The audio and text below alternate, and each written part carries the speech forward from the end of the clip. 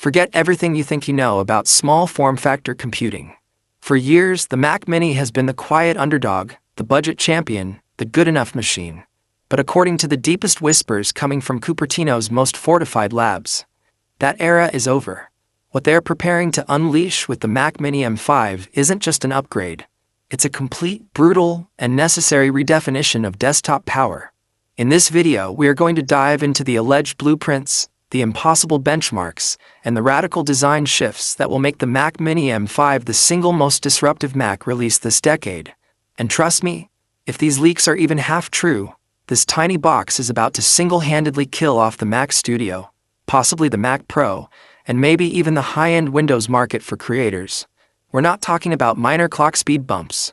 We're talking about Neural Engine v4, 256 gigabytes of unified memory, and a thermal architecture that Apple has been patenting in secret. We're talking about a machine that costs a fraction of the price and delivers performance that is frankly illegal. Are you ready to see the future? Because it fits in the palm of your hand. Let's begin. The heart of this revolution is the Apple Silicon M5 chip. Stop comparing it to the M4. The M5 is built on an entirely new 2-nanometer process. Think of the M4 as a highly optimized V8 engine. The M5 is the first true production jet engine. The base M5 will allegedly feature 12 CPU cores and 24 GPU cores, a huge leap. But the key is efficiency. Apple is rumored to be using a radical new core architecture. Let's call it Pinnacle Cores, that delivers near-pro performance at standard core power. We're talking about a multi-core performance gain of up to 55% over the M2 Max. Let that sink in. But here's the true game changer. The specification that every leak seems to confirm. The unified memory ceiling.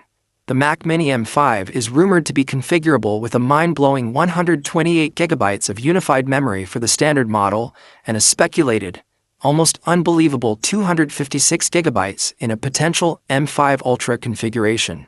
This isn't just about rendering video faster. This means you can run an entire Hollywood-level visual effects studio on your desk without ever needing external RAM or a dedicated graphics card. This memory capacity is the final nail in the coffin for every PC workstation trying to compete on price-to-performance ratio.